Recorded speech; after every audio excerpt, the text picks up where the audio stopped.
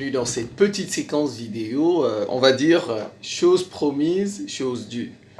J'ai dit je vais faire une série de 4 vidéos où je vais parler de mes 3 nouvelles théories et je vais les faire, je vais les expliquer, je vais les développer mes théories en prenant 4 pays africains, l'AES, je considère c'est un bloc, la Côte d'Ivoire, le Cameroun et la RDC.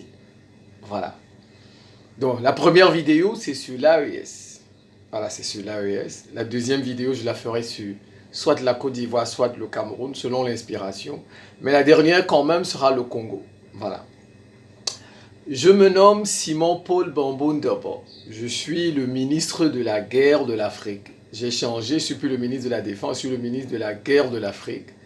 Ministre d'un monde multipolaire, ministre de la réciprocité dans les relations internationales et ministre de l'éducation continentale africaine. Je suis ouvert au débat, je suis Camerounais, voilà, je suis Camerounais. Bon, je donne quand même mes convictions, moi je suis chrétien, mais mes théories, ma foi, n'influence pas mes théories. Moi, je suis un intellectuel, je suis un scientifique, polytechnicien. Moi, je suis un scientifique, je suis honnête, je ne trompe pas. Je n'ai pas besoin de favoriser le christianisme, je n'ai pas besoin de défavoriser telle ou telle religion. Je n'en ai pas besoin. Ce qui m'intéresse, c'est le développement de l'Afrique. Et je me base sur les observations, c'est la science qu'on m'a apprise. Qu'on m'a apprise à l'école, voilà, c'est ça. C'est ce que j'applique. Donc je ne favorise pas je ne favorise pas le christianisme, bien que je sois chrétien. Ce que je fais, c'est de la science. Je suis ouvert. Si vous voulez venir débattre, vous venez en débat. Très bien. Moi, mon souci avec l'AES, c'est que la France ne doit plus jamais revenir dans l'AES. En tout cas, pour commander l'AES. On n'a pas dit qu'on est ennemi avec des États. L'AES peut avoir des relations avec la France. Dans le futur, il n'y a pas de souci. Mais c'est plus une relation de maître à esclave, de colon à coloniser. Donc ça ne doit plus être cela. Si dans 5 ans, dans 10 ans, leur relation, l'AES a plané ses relations avec ça, il n'y a pas de souci. Mais ça ne doit plus être une relation de colonisateur et de coloniser. C'est de ça qu'il est question. Donc c'est pourquoi je dis la France ne doit plus jamais revenir dans l'AES. Plus jamais. En tant que colonisateur, jouer le rôle de donner des ordres. C'est la France qui dirige. C'est la France qui impose le président. C'est la France, c'est la France. C'est de ça qu'il est question. Ça ne doit plus jamais se répéter. Et mes trois théories vont, s'ils appliquent ça, la France ne reviendra plus jamais dans l'AES en tant que colonisateur ou colonisatrice. Vous savez, moi j'ai mal quand je vois Guinée-Conakry. La Guinée, j'ai mal. Parce que Sékou Touré doit se retourner dans sa tombe. Sékou Touré doit se retourner dans sa tombe après tous les efforts qu'il a fait contre la France. Tous les efforts. Aujourd'hui, la Guinée c'est dirigé par la France. La Guinée est dirigée par la France. Vous voyez ? La France est revenue en Guinée, même 40 ans après. Elle a d'abord commencé par revenir avec Alpha Condé. Parce que la France a fait un coup avec le général Sekouba pour évincer Dadis Camara. Parce que Dadis Camara allait poursuivre l'œuvre de Dadis Camara, allait poursuivre l'œuvre de Lansana Conté. Non, c'est celui qui est mort là, le militaire, c'est Lansana. Oui. Et Lansana Conté qui a poursuivi l'œuvre de Sékou Touré. Donc Dadis Camara était dans cette logique. Mais ils se sont entendus avec Sekouba Konaté et ils ont évincé Dadis Camara. Et on a placé Alpha Condé. Donc c'était le retour de la France et depuis Alpha Condé. Maintenant Alpha Condé, il a ouvert les yeux. Il voulait écarter la France, s'écarter de la France. On a utilisé Doumbouya. Donc vous voyez, moi j'ai mal. La France est revenue. Et pourtant, dans les années 60, la Guinée a eu des partenaires. Comme vous voyez l'AES. La Guinée a travaillé avec l'URSS. La Guinée a travaillé avec la Yougoslavie, l'ex-Yougoslavie. Donc, mais, regardez, 40 ans plus tard, 50 ans plus tard, voire 60 ans plus tard, la France est revenue. Donc, je ne souhaite... Et la France n'est pas revenue comme un partenaire de la Guinée. La France est revenue comme une colonisatrice de la Guinée. Ce qui se passe en Guinée, c'est une colonie. La France est colonisatrice. Parce que c'est elle qui va décider si Doumbouya sera président. Et Doumbouya, il est français. Il est français. Donc c'est la France. Donc moi, je ne souhaite pas cela dans 20 ans, dans 30 ans de l'AES. Ça veut dire que tous les efforts, regardez, tous les efforts de Sékou Touré sont à l'eau. Voilà, c'est ça. Donc, cher président de l'AES, je vais commencer par le plus grand, le général Abdourahmane Tiani du Niger, le président général Assimi Goïta et le capitaine Ibrahim Traoré du Burkina Faso. Mettez en pratique ce que je vous dis. Si vous ne mettez pas en pratique, vos efforts seront vains, je vous le dis. La Guinée, la France est revenue en Guinée. La France est revenue au Rwanda, mais pas dans le même statut. Parce que mais le Rwanda, il est dirigé par les anglo-saxons. Mais ils se sont entendus, ils ont fait revenir la France. La France, et pourtant, Kagame avait chassé la France. Il est sorti même de la francophonie et il est revenu. Il est entré dans le Commonwealth, il a changé la langue. Mais la France est quand même revenue. Mais bon, pas comme en Guinée, pas avec le même statut. Parce que ce sont les anglo-saxons qui commandent au Rwanda. Ce sont les anglo-saxons. Vous voyez, la France est revenue. Les anglo-saxons vont revenir, les occidentaux vont revenir si vous ne faites pas attention. Je prends la Syrie. Mais la Syrie, Bachar el-Assad était soutenu par la Russie. Bachar el-Assad était soutenu par la Russie. Mais la France est revenue, l'Occident est revenu. C'est l'Occident qui a fait tomber Bachar el-Assad. Non, en réalité, c'est Israël. C'est Israël, mais bon, ce n'est pas l'objet de la vidéo, je ne vais pas expliquer ça. En réalité, c'est Israël qui a fait tomber Bachar el-Assad, en réalité. Vous voyez? Et bon, mais Israël marche avec tous ses parents. Israël marche avec les États-Unis, la France. Vous voyez, la France est revenue. La France est revenue en Syrie. Les États-Unis sont revenus en Syrie. Alors que Bachar el-Assad avait le soutien de la Russie de Poutine. Bachar el-Assad avait le soutien de l'Iran. Donc, ne vous dites pas que... Non, non, ça peut arriver. Et puis, c'est des gens qui sont patients. Ils savent ce qu'on appelle la patience. Ils sont patients. Regardez Bachar el-Assad depuis 2010, je parle 2010. Hein. Ils sont patients. Sékou, et tout le temps, bien sûr, ils font des coups bas. On le sait, les rebelles, les terroristes, dans l'AES, c'est la France, ce sont les États-Unis, c'est l'Union européenne. Ça, il n'y a rien à dire. Ça, on n'a plus besoin d'expliquer ça. Il n'y a pas de groupe terroriste, il n'y a pas de rebelles sans État, sans un État derrière. Ça s'est vérifié encore en Syrie. Ça s'est vérifié en Syrie. Les rebelles syriens étaient soutenus par la Turquie, par les États-Unis, par la France, par Israël, etc. Ça s'est vérifié.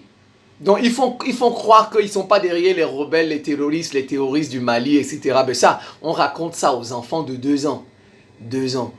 La guerre qui se joue au Mali, la guerre qui se joue au Burkina, la guerre qui se joue au Niger, c'est la France, c'est l'Union européenne, ce sont les États-Unis, c'est le Canada. En tout cas, ce sont les Occidentaux qui financent, qui sont derrière les terroristes, les mercenaires, pour renverser l'AES. C'est tout. Voilà. Il n'y a même pas débat. Il n'y a pas débat.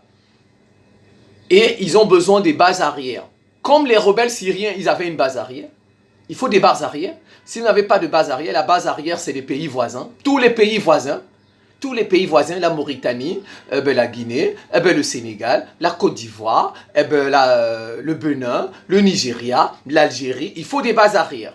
C'est pourquoi c'est difficile.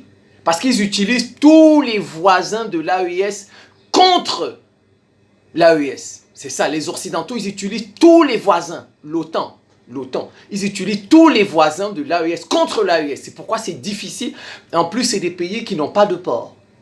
C'est des pays qui n'ont pas de port. Mais, s'ils mettent en pratique ma théorie, ça va les libérer. Ma première théorie, déjà, je vais reprendre. Assimi Goïta n'a pas de problème de poils. C'est bien. Mais il doit garder beaucoup de moustaches. Beaucoup. beaucoup de moustaches, plus que de barbe. Ses cheveux, beaucoup de moustaches, parce que la moustache donne la victoire. Regardez tous les présidents qui avaient la moustache. Regardez Maduro au Venezuela. Regardez Staline. Staline, il a battu tout le monde. Il a conquis plus de 30 pays. Staline, toute l'Europe de l'Est. Staline est arrivé. Regardez la distance de Saint-Pétersbourg là-bas, la Deuxième Guerre mondiale, de Saint-Pétersbourg jusqu'à Berlin. Jusqu'à Berlin, regardez la distance des Russes. Les Russes sont arrivés presque les premiers à Berlin avant les Occidentaux. Ils sont arrivés les premiers à Berlin avant les Occidentaux. Et après, on a divisé Berlin en deux. Ça a donné Berlin de l'Ouest et Berlin de l'Est. Regardez Staline, il avait ça beaucoup. Regardez Hitler. Hitler, il a battu tous ses voisins. Il a entouré tous ses voisins. Regardez Hitler, il avait ça beaucoup. Regardez le président de Biélorussie, Loukachenko, il a ça. Cher président de l'AES, ne jouez pas avec vos poils. Ne jouez pas avec vos poils. Ibrahim Traoré, le général Abdourahmane Tiani, gardez vos poils. Au moins, même si vous voulez pas, gardez votre moustache, au moins qu'on voit vos poils. Sinon, regardez Bachar al-Assad. Il a sauté, il avait beaucoup de cheveux. Regardez celui qui l'a battu. Regardez le rebelle qui a battu Bachar al-Assad. Il a tous ses poils. Ça compte, ça joue beaucoup.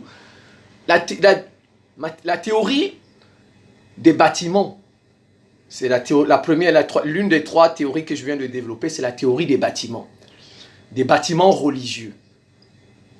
Et apparemment, j'ai observé que Dieu aime les bâtiments religieux. Dieu aime quand on construit de grands bâtiments pour lui. De grands bâtiments pour lui. Donc, bon, le Niger, le Mali, le Burkina n'ont pas le même nombre de chrétiens, le même nombre de musulmans. Premièrement, il ne faut plus toucher aux coutumes et aux traditions africaines. Ça, c'est un avertissement. Ne touchez plus aux coutumes et aux traditions africaines. Ça n'apporte pas de victoire. Quand je vais faire la vidéo sur le Congo, je vais vous expliquer. Le Congo est dans cet état parce que Mobutu a fait le retour aux sources. Celui qui n'est pas d'accord, qu'il vienne débattre avec. Mobutu a fait ce qu'on appelle la zaïrianisation. Le retour aux sources, aux coutumes africaines, aux traditions africaines. Même Bongo a voulu faire ça au Gabon. Ils ont construit ce qu'on appelle le musée des civilisations bantoues au Gabon. Demandez aux Gabonais ce qu'est devenu ce musée au Gabon. C'est le repère des bandits aujourd'hui. C'est un musée qu'on a construit à Libreville pour les traditions africaines. C'est devenu un repère des bandits. Les traditions africaines n'apportent pas de victoire, n'apportent rien, je vous le redis. Allez faire votre sorcellerie si vous voulez, vous m'éliminer, comme d'habitude. Mais c'est pas grave, ce que je vous dis, ça va se réaliser. Je dis, moi, je suis un scientifique, je suis comme Galilée. Galilée, il a dit que la Terre tourne. L'Église catholique a voulu le tuer. Elle dit, ben, si vous voulez tuer moi, mais entre-temps, elle tourne. Galilée, il a renié ses propos. Il a dit, bon, d'accord, comme vous voulez me tuer, je renie mes propos, mais entre-temps, elle tourne. Et ça s'est vérifié des siècles plus tard. Là, c'est la Terre qui tourne autour du Soleil. Moi, je suis un scientifique. Et ça va se vérifier. Même si vous allez avec vos traditions, vos coutumes, vous faites des gris-gris pour m'éliminer, ça s'est vérifié déjà. Nos coutumes ne nous ont pas permis de nous en sortir et nos traditions, ça n'a rien à voir avec les ancêtres. Moi, j'aime mes ancêtres, je les connais. Mon grand-père, ma grand-mère, etc. Je les connais. Mais les coutumes, les traditions que vous apprenez, on dit des ancêtres. C'est différent. Faut distinguer les ancêtres des coutumes. Ce que ton papa fait et ton papa, ce n'est pas la même chose. Si ton papa est médecin, tu peux détester la médecine, dire que je ne veux pas être médecin, mais ton papa reste ton papa. Donc c'est ce que beaucoup d'Africains ne comprennent pas. Ils ne comprennent pas. Donc, ne touchez plus aux coutumes et aux traditions africaines et ne les mettez pas en avant. Ne les mettez pas en avant.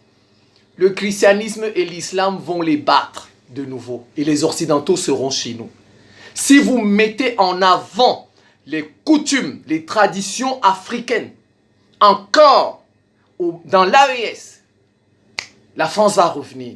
Et cette fois-ci, ce sera pire que le Congo. Regardez le Congo, Mobutu a fait ça. On a tué 30 millions de Congolais. 30 millions de Congolais depuis que Mobutu est tombé. Les coutumes, les traditions africaines ne sont pas bonnes. Il faut les rejeter. Il ne faut même pas les toucher. Très bien. Il faut construire. Regardez, pourquoi on parle de l'Égypte? Je vous ai dit que Dieu aime les bâtiments. Dieu aime les bâtiments. Pourquoi on parle de l'Égypte, des pharaons? Parce qu'ils ont construit des pyramides qui ont traversé toute l'histoire. Les bâtiments qui restent jusqu'à la fin des temps. Tant que les pyramides vont rester, on va parler des pharaons.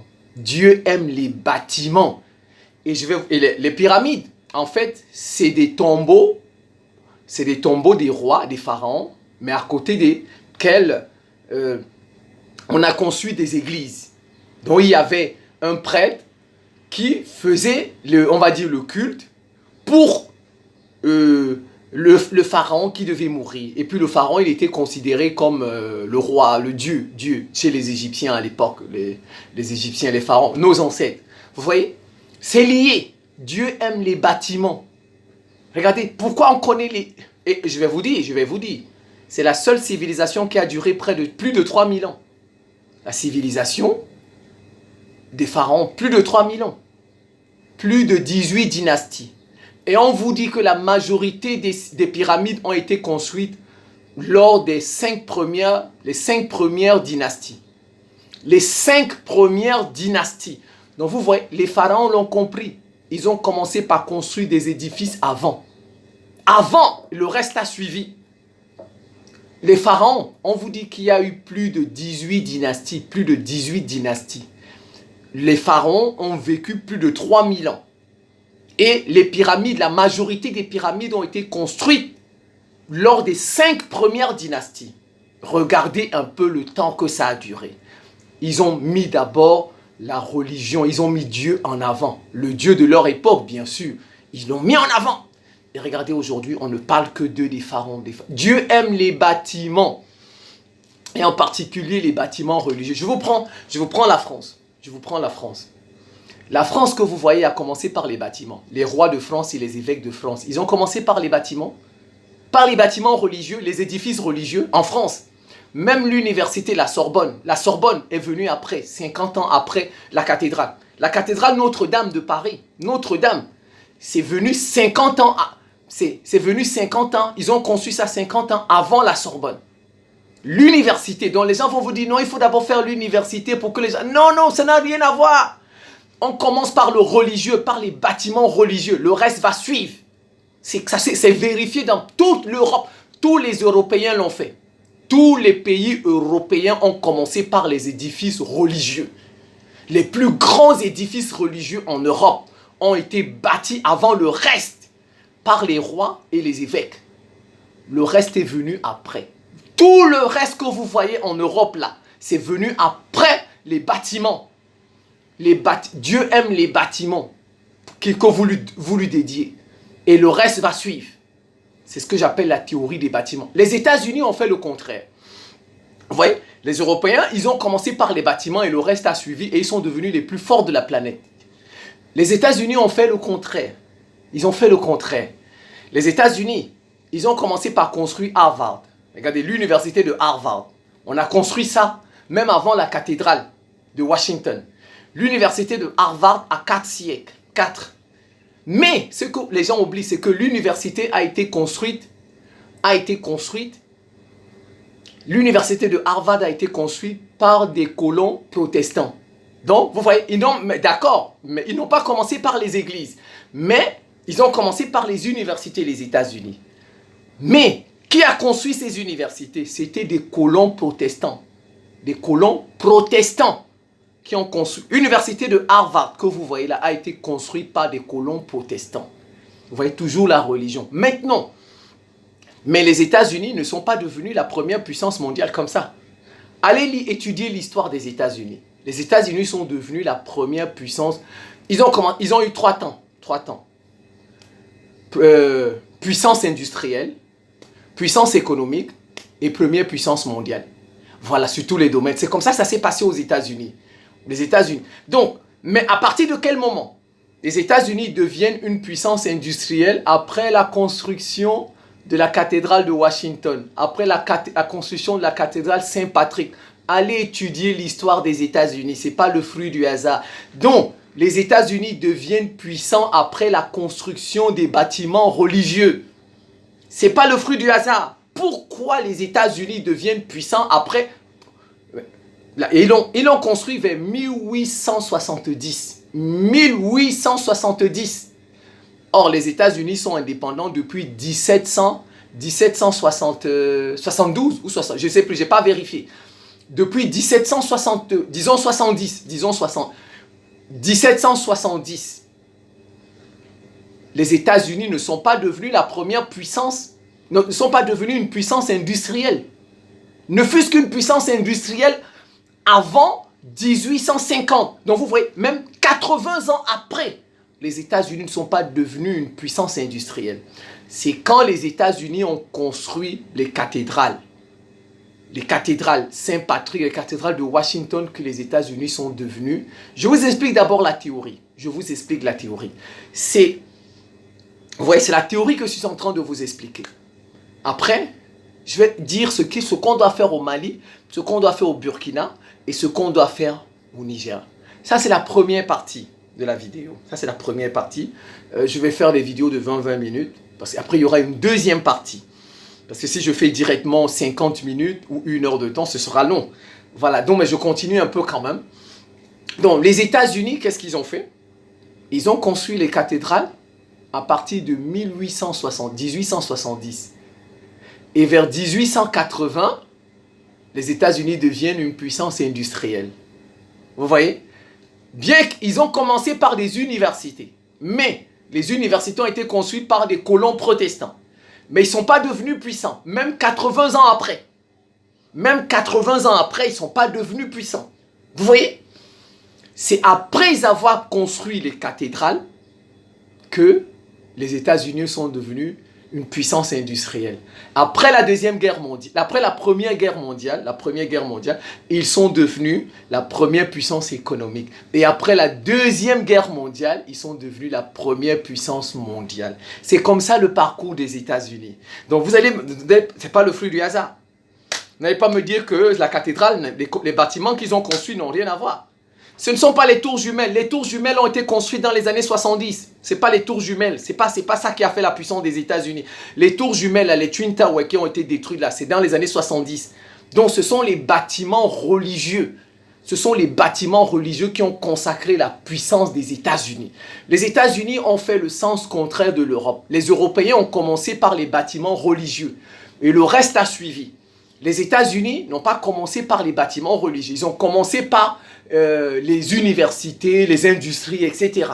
Mais c'est après la construction des bâtiments religieux importants que les États-Unis ont décollé. Ils ont décollé. Tous les pays du monde les plus avancés ont des bâtiments religieux importants. Même si vous allez en Chine, vous allez voir les bâtiments religieux importants. Vous allez au Japon, vous allez voir de grands bâtiments. En Inde, c'est la clé. C'est la clé, cher président de l'AES. C'est la clé. Commencez par les... Moi, je vous mets au défi. Je vous mets au défi. S'il y a quelqu'un qui peut me contester, allez, regardez l'Inde, le Taj Mahal. Le Taj Mahal, allez en Inde. Tous les grands bâtiments de l'hindouisme en Inde. Allez voir, ils l'ont construit avant. Avant. Regardez toutes les monarchies arabes du Golfe. Toutes les monarchies arabes du Golfe ont commencé par construire des mosquées. Et toutes ces monarchies ont commencé par construire des mosquées. De grandes mosquées. Le développement a suivi. Le développement a suivi après. Tous les pays arabes, là, ils n'ont pas fait le contraire. Je vous prends le Maroc. Le Maroc, jusqu'en 80, n'avait pas tout ce développement. Hassan II, même la Côte d'Ivoire avec la basilique, même la Côte d'Ivoire, Hassan II, il a triché Houphouët-Boigny. Allez voir la mosquée Hassan II à Casablanca. Allez voir la mosquée Hassan II à Casablanca. C'est après la construction de cette mosquée, une grande mosquée, que le Maroc a décollé. Allez voir. Il a construit ça dans les années 90. Houphouët-Boigny, il a commencé d'abord par construire la cathédrale d'Abidjan. la cathédrale d'Abidjan, Houphouët-Boigny. Ensuite, il a construit la basilique de Yamoussoukro. C'est Houphouët-Boigny qui a construit les deux avec son propre argent, sur fonds propres. Regardez le niveau de la Côte d'Ivoire aujourd'hui. Regardez le niveau de développement de la Côte d'Ivoire. C'est vrai, je dit que je vais faire une vidéo spéciale de la... Il n'y a aucun pays francophone noir. Aucun pays francophone noir qui a le niveau de la Côte d'Ivoire. Même la RDC. Même la RDC, qui a toutes les richesses, a 1000 fois plus de richesses que la Côte d'Ivoire. Même la RDC, qui a 1000 fois plus de richesses que la Côte d'Ivoire, n'a pas le niveau de la Côte d'Ivoire. Le niveau des infrastructures de la Côte d'Ivoire. Les Congolais sont plus nombreux que les 4 fois. Les Congolais sont près de 100 millions. Hein. Près de 100 millions. Les Ivoiriens sont environ 30 millions. Le Congo n'a pas le niveau des infrastructures de la Côte d'Ivoire. Et tous les hôtels, allez voir, allez au plateau. Moi, je vous envoie au plateau d'Abidjan. Le plateau d'Abidjan. Allez voir. À côté de la cathédrale Saint-Paul d'Abidjan. Tous les hôtels que vous voyez autour sont venus après la cathédrale. Tous les bâtiments que vous allez voir à côté de la cathédrale, là, la cathédrale Saint-Paul d'Abidjan au plateau, ont été construits après la cathédrale. Dieu aime les bâtiments religieux. Quand un peuple lui donne des bâtiments religieux, Dieu va faire avancer le pays. C'est la théorie des bâtiments religieux. Donc, je vais passer à la deuxième vidéo. Je vais expliquer la théorie de l'autonomie religieuse et la théorie du commerce national. Et je vais dire au président de l'AES ce qu'il doit faire. Voilà.